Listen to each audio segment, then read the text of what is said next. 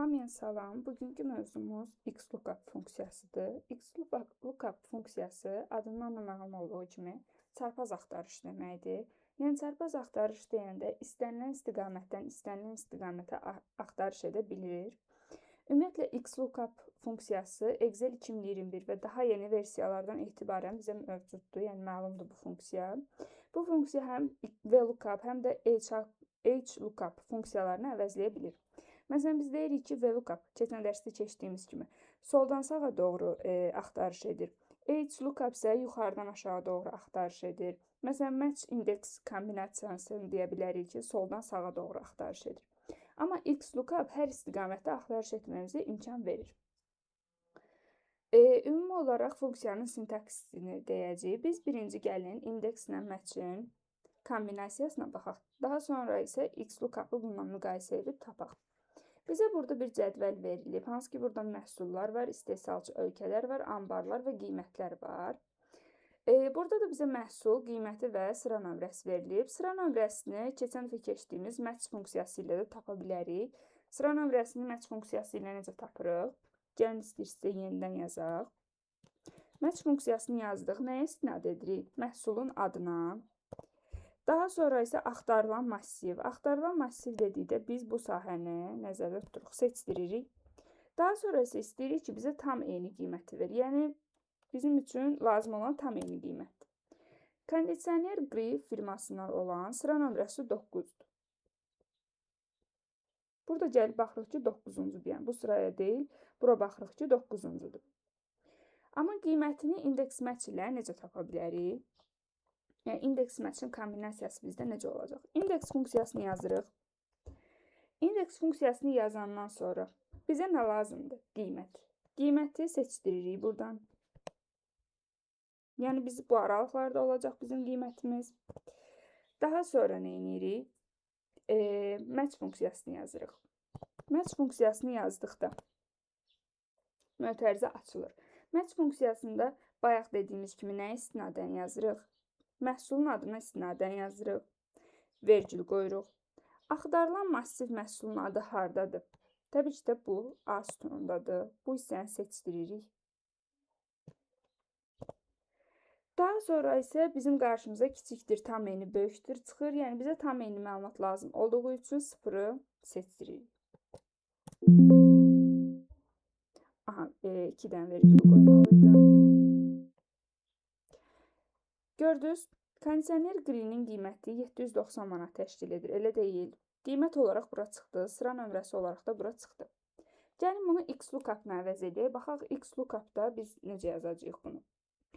Ümumiyyətlə, XLOOKUP düsturunu yazanda biz nəyə fikir verməliyik? Gəlin funksiyanın sintaksisinə baxaq. XLOOKUP. XLOOKUP-da da yenə də eyni şəkildə bizə axtarılan qiymət lazımdır. Yəni, məhsulun adını seçirik. Axtarılan massiv haradır? A sütunudur təbii ki də. A sütununu seçirik. Yəni, planşet iPad Air A sütununda var. Vergül qoyuruq. Əldə edilən massiv. Əldə edilən massiv nədir? Bizə nəyə lazımdır? Məhsulun qiyməti lazımdır. Qiyməti olduğu üçün də qiymətin sütununu seçdiririk. Daha sonra burada vergül qoymuruq, birbaşa yazacağıq. Bu kvadrat mötərizə içərisində olanlar isə növbət dərslərdə izah edəcəm tam olaraq hansı işə yaradığını. Bizə hələ ki sadəcə qiymət lazımdır və düzgün qiymətə görə çıxarda bildi bizə. Planşet iPad Air ABŞ istehsalı mərkəzi ambar 1200 manat təşkil edir qiyməti. Sıra nömrəsi 8-dir. Bayaq bura match funksiyasını eyni şəkildə mən tətbiq etmişdim. Görürük ki, sıra nömrəsi də 8-dir. Həqiqətən baxanda görürük ki, sıra nömrəsi 8 təşkil edir. Aha.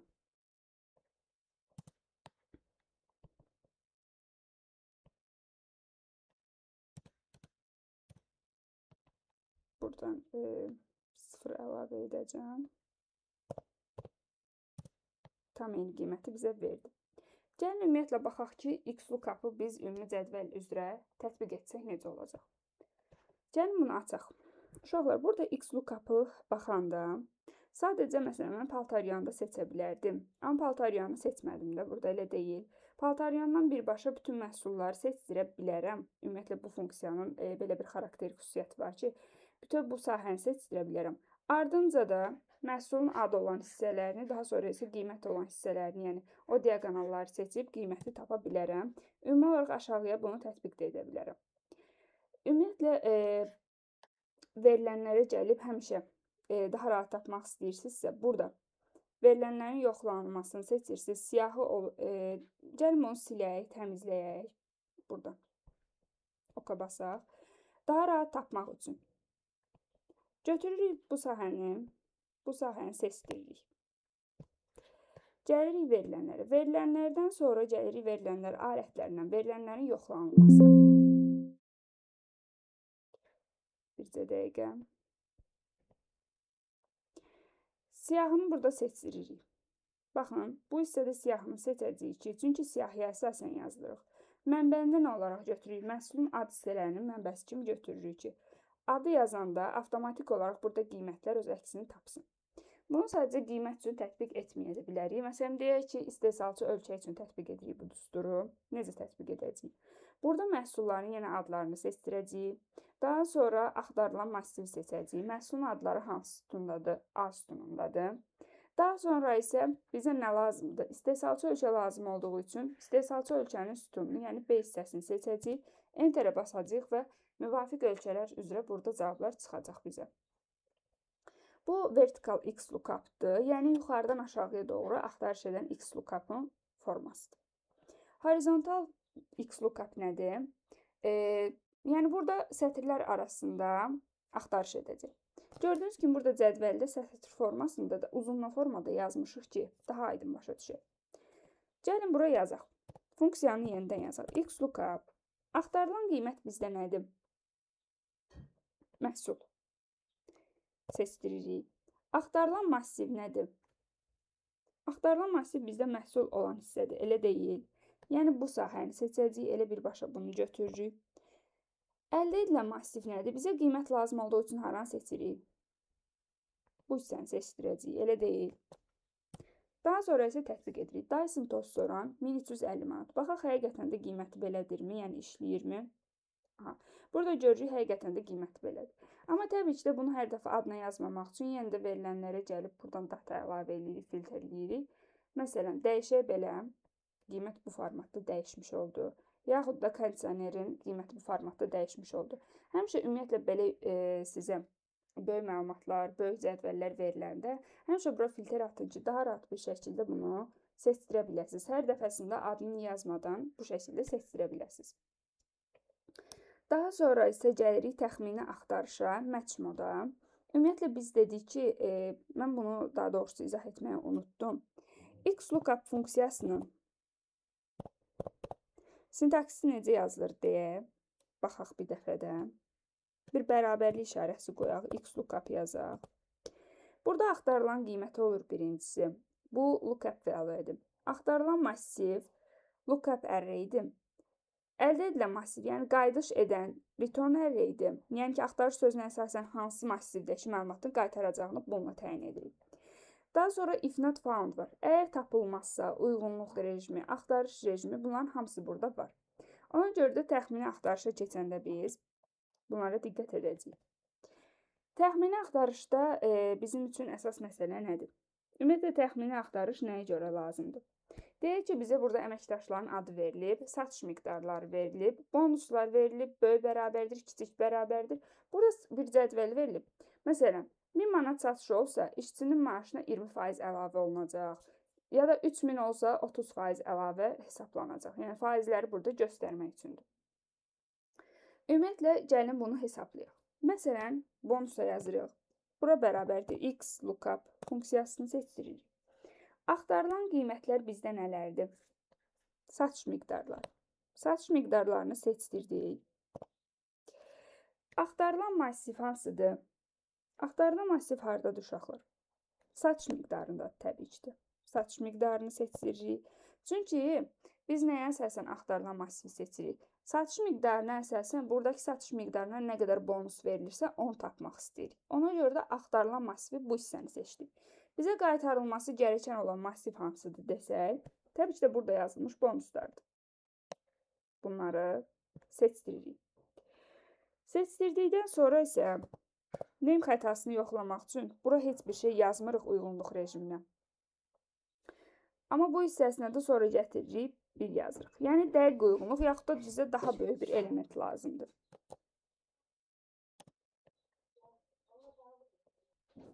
Aha. Funksiyanı verdik. Bircə dəqiqə. Funksiyanı verdik. Və baxdıq ki, burada ENA xətası verir. Niyə? Çünki burada satışın miqdarı 12.000-dir. Amma bizim bu cədvəlimizdə 12.000-ə uyğun olan bir satış yoxdur. ENA xətasını verməyi çox normaldır. Onsuz da bunu yoxlamaq üçün mən bu hissəni boş qoymuşdum. Gəlin bu hissəyə yazaq 0.5.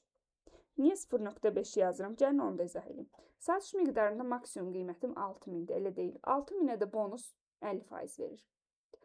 Gəlin bunu 0.5 ilə dəyişək. 12.000-də 6.000-dən yüksək bir rəqəm deyilmi? Məsələn, buraya yazaq ki, 0.5, enter klikləyək. 12.000 manat deyək ki, 6.000 manatdan yüksək bir rəqəm deyil. Bizim şərtimiz nə idi? Əgər ondan yüksək olarsa, baxın, 1-dir də, elə deyil, buradakı 1-dir. Axtarış dəyərinə bərabər və yaxud da axtarılan dəyərdən böyük olan ən kiçik qiyməti bizə tapır. Baxın, 12.000 manat da ilə 50%-ni hesablanacaq. Məlum məsələdir ki, 12.000 manat 6.000 manatdan yüksəkdirsə, ya 50% olacaq cavab, ya da 50%-dən yuxarı. Biz də bunu burada 50% olaraq götürdük. Ümumi olaraq da bizdə cədvəl bu şəkildə alındı. Gəlin keçək bura. Silək funksiyanı. Yenidən birlikdə izah ilə yazaq. Əslində funksiya eyni işləyir. Amma yenə də bir məntiq olaraq yazaq. XLOOKUP funksiyasını yazdıq. XLOOKUP-da bizə yenə nə lazımdır? Axtarılan qiymət lazımdır. Axtarılan qiymət yenə satış miqdarlarına əsasən yazılır. Axtarılan massiv nədir bəs? Bayaq dediyimiz kimi, buradakı satış miqdarı bizim axtarılan massivimizdir. Bəs əldə edilən massiv nədir? Yəni, nəyə əsasən qaytaracaq bizə? Bu bonusları əsasən qaytaracaq da cavabı, elə deyil. Əgər tapılmazsa, buradakı əgər tapılmazsa nə üçündür bəs? Əgər bu şəkildə yazsaq, bu hissəni hələ ki boş qoyaq və yazaq nəyi? -1. -1-i yazaq. Görürsünüz, burada ENA xətası vermədi. Niyə?